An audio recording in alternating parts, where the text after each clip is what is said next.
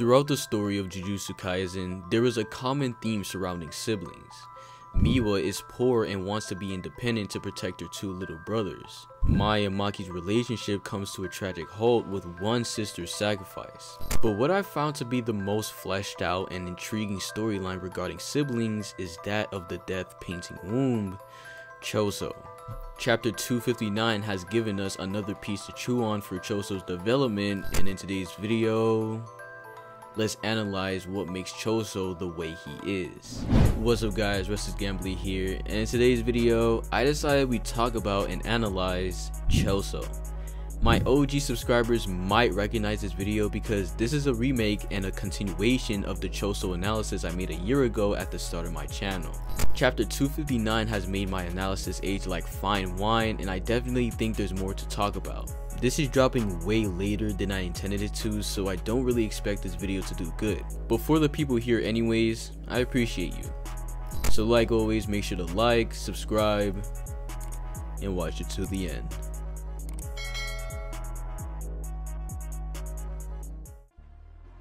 Choso in his debut is someone shrouded in mystery. He commands his brothers to side with Mahito and justifies it by saying that the life they offer is much more suited for them three. He then goes on to make sure his brothers recognize that they live for each other as they had been for the past 150 years. Their love for each other characterized and shown to us by the use of blood manipulation, a bond of blood brothers. But among these brothers is a twisted dynamic and is perfectly shown to us in chapter 60. Choso, in being the oldest, holds himself as the one who takes responsibility. This is why you see that he is the one who decides for his brothers that they will side with Mahito. Eso, being younger than Choso but older than Ketsuzu, is the only one to question Choso's decision. And Ketsuzu, being the youngest brother, doesn't say anything, as if to make us know he only adheres to his older brothers who are meant to hold the burden of responsibility for him. This is actually backed up in the next chapter. Ketsuzu, after getting comboed by Yuji, just cries out to his big brother. He can barely act on his own in the long run. But that's it. That's the problem with this dynamic. This inherent dynamic with Choso and his brothers actually hurts them more than you may realize, and Gege massively wrote it into the story, and it all came full circle in chapter 208 and later chapter 259. But before we take a deep dive into the beauty of those chapters, we first have to ask ourselves a question that may seem straightforward at first, but opens up for many interpretations as we give a look at Choso's actions throughout the story. Was Choso actually good at being a big brother? At first glance, keeping in mind all the feats of love and passion for his brothers, you would say yes. I mean, his entire character is his love for his siblings, so much so that he gets manipulated for it. But as I found out upon rereading Jujutsu Kaisen, while Choso's intentions might be pure, his actions spell something else out. Choso is bad at being a big brother. Well, better wording would be that he was bad at being a big brother before some of the later events, but let's expand on this thought now. So when it comes to supporting my bold claim about Choso, I think chapters 60, 140, 142, 203, and 204 give us the context and evidence to do the job. In chapter 60, during Eso's flashback, Choso makes the bold decision that they will side with Mahito. Even when Eso tries to question it, he backs his decision up with a conclusion that clearly only he came to. I mean, if this was the common consensus, why would Eso even question it? This is something expanded on in the later chapters, but what did siding with Mahito actually do? It got his brothers killed and his soon-to-be realized brother hurt. Nothing good came out of it.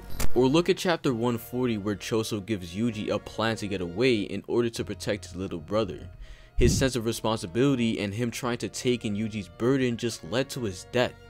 There's a clear pattern here, and it's tragic in his own way. When he makes decisions, he thinks on his own assumptions, refutes his brother's questioning, and it falls apart from there. Because once we move on to chapter 142, we get a very overlooked piece of dialogue by Choso.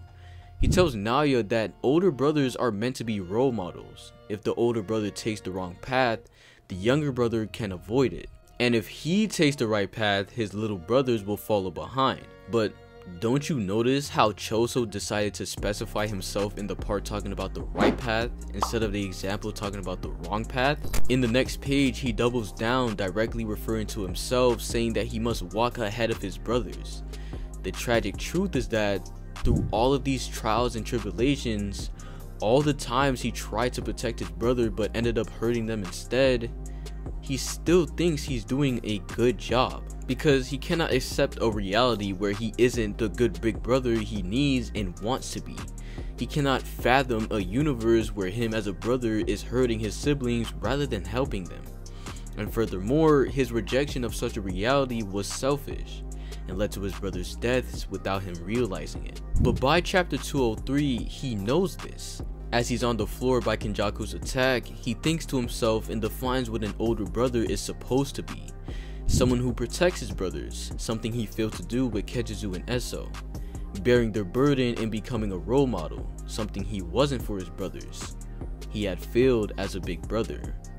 He goes on to accept that he's a failure and calls onto the power of his younger brothers. Instead of him protecting them, they're protecting him. Instead of aiding and bearing the burdens of his brothers aid Choso in his burden as a failure in brotherhood. Instead of him being a role model and his younger brothers following him, Choso is following his younger brothers, imitating their moves. And for someone whose entire existence, his sole purpose and dream life is to be the perfect big brother, to have the roles reversed and fail in every way to do what he has deluded himself into believing he'd been doing, it broke him. In reality, Choso is not fit to be a big brother in his own definition at least, and that's what makes him so intriguing. Only when he relies on his brothers rather than having them rely on him can he get the job done. And what chapter 208 showed us was, Choso is indeed broken. His sense of responsibility as a brother blinded him from the facts. Like I said earlier, Choso cannot accept the reality where he isn't fulfilling his duty as a brother and leading them into the right path. This idea is further reinforced when we get the revelation that Choso's definition of a life suitable for his brothers was an easier life. A life where he didn't have to see his brothers being oppressed by society's interpretation of what's normal and what's not. He assumed his brothers' appearances would put them through a life of pain, but as he sits down to think, this couldn't be further from the truth. His brothers weren't that weak, but had Choso chosen that option, he would be going against what he believes in, that he is a good big brother, one who's leading his brothers to a right path. His love for his brothers was so excessive that it deterred his image of them. Since he's the big brother, he thinks his brothers are only to be protected. He's so excessively loving that he in turn underestimated his brothers, thinking of them as weak, or more properly put, weaker than him when it comes to making decisions. This twisted dynamic with his brothers actually worked in a way, as it kept him weak and dependent, needing to rely on Choso. But eventually those forced burdens are too much for him to handle. His superiority complex made him devalue his brother's strength to fulfill his purpose as a big brother, someone who protects his younger brothers. And this has happened in our face twice, and twice did it all go wrong. This is why when he charges his attack against Kenjaku at the beginning of 208, he said, "This is the last place my life has use. Killing Kenjaku would bring salvation for his brothers. It's his last chance to prove his worth as a big brother." And to take this a step further, in the chapter before that, before he hits Kenjaku with piercing blood, he thinks to himself, "Are you watching, little brothers?" As if to say, I'm about to redeem myself in the biggest way possible by killing the man who locked us away from our freedom all those years ago. An achievement fit for a big brother, but there it is again, a failure. He just can't seem to prove his worth as a big brother, or so it seems. Tsukumo, am I human? A very complex question for Choso to ask. By looks, yes, Choso is the most human curse we've seen in the entire series, and he could easily fit in as a human just like he did in Shibuya. But his lifestyle before Stars and Oil was that of a curse, killing humans without a sense of morality. However, what makes this question so complex is Choso's humanization as a whole.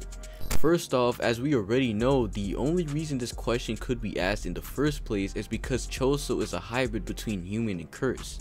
He is both. And a common theme in JJK that ties into Choso's character is the constantly reinforced ideologies of curses in humans.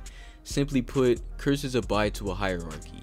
Weaker curses rely on the others to survive. We see this firsthand with the curse that Toji had. This little guy had nothing going for him, and so it makes sense that it would sway towards a sense of codependency. For humans, this kind of thing doesn't really exist. We get a literal call out of this in chapter 3 when Sukuna, ironically the king of curses, says that a hierarchy not based on strength is boring. Instead, humans work together as equals. This was always a present thing, and now going all the way back to Choso, my interpretation of him is that obviously from what the story shows us, he picked being a curse so his brothers wouldn't get shunned and feel the pain of societal oppression, but also so that they'd stay dependent on him. It would have been the easier life to protect his brothers as a more capable curse rather than a human. It was the, in quotations, easy way out. Instead of harboring all the burdens of his brothers because of his newfound capability from living as a curse, he could have relied on his brother's strengths too, as a human. I mean, after all, Choso is more human than he is curse.